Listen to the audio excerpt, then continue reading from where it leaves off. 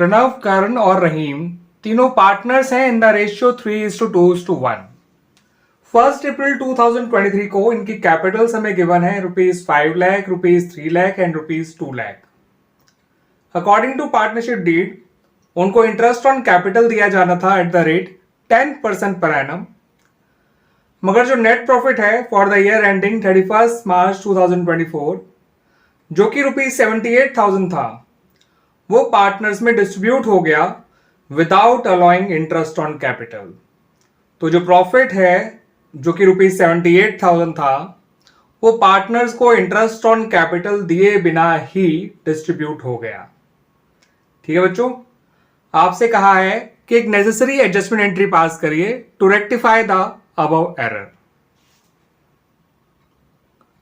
बच्चों, प्रणव, करण और रहीम की जब आप कैपिटल इंटरेस्ट निकालेंगे at the rate 10% per annum, तो ये इंटरेस्ट ऑन कैपिटल निकल कर आएंगे 50,000, 30,000 एंड 20,000। यानी कि टोटल इंटरेस्ट जो इनको दिया जाना है या जो निकल कर आया है, मैं ये तो नहीं कहूंगा कि जो दिया जाना है, जो इनकी कैपिटल का इंटरेस्ट ऑन कैपिटल निकल कर आया है वो है ₹1 लाख, मगर फर्म को जो प्रॉफिट हुआ था वो केवल 78,000 था।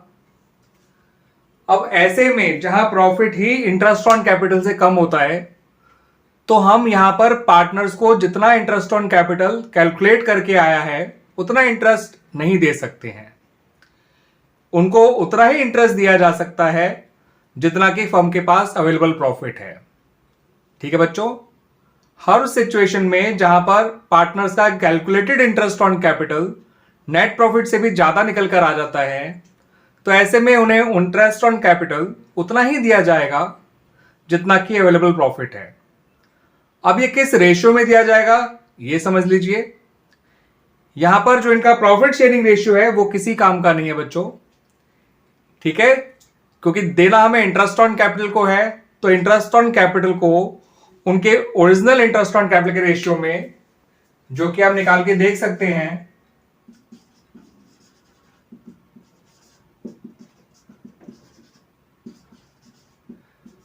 ये आ रहा है 5:3:2, तो इस रेशियो में ही उन लोगों को इंटरेस्ट ऑन कैपिटल दिया जाएगा। तो बच्चों, इंटरेस्ट ऑन कैपिटल जो दिया जाएगा इन तीनों पार्टनर्स को वो कुछ इस तरह से निकलेगा।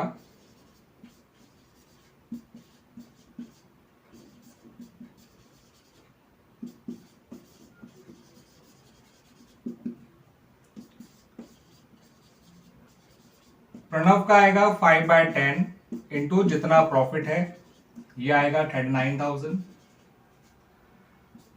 करण का आएगा 3/10 इंटू जितना प्रॉफिट है, 23,400। और रहीम का आएगा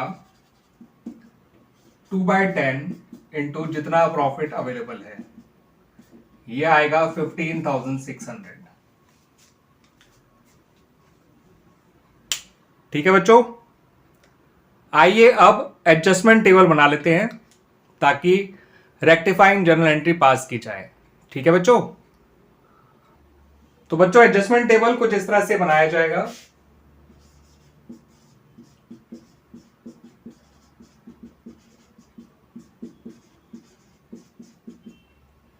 पहला कॉलम बनाएंगे पर्टिकुलर्स का, दूसरा प्रणव का, उससे अगला करण का, फिर रहीम का, एंड लास्ट कॉलम बनेगा बच्चों फर्म का। तो इंटरेस्ट ऑन कैपिटल इन्हें दे दीजिए जितना हमने अभी निकाला था, 39,000, 23,400 एंड 15,600। इससे ये लोग तो क्रेडिट हो जाएंगे, मगर फर्म जो है वो डेबिट हो जाएगी विद ₹78,000।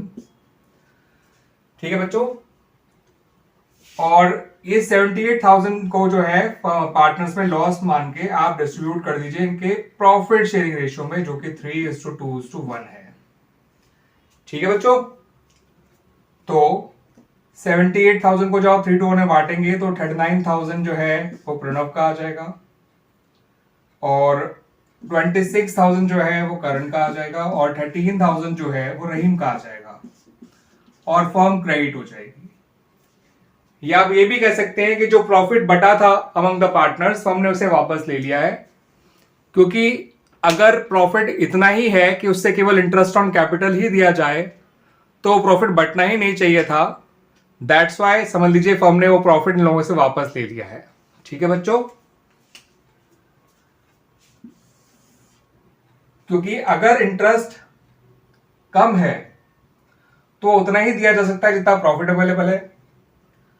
अब हमने 78,000 तो सारा इंटरेस्ट देने में यूज कर लिया, तो वो प्रॉफिट बांटा ही क्यों था। ठीक है, तो उस प्रॉफिट को तो वापस वैसे भी लेना ही था हमें और हमने ले भी लिया। ठीक है, लॉस मान के ले लिया, या लिख लीजिए यहां पर profit taken back, profit distributed earlier taken back.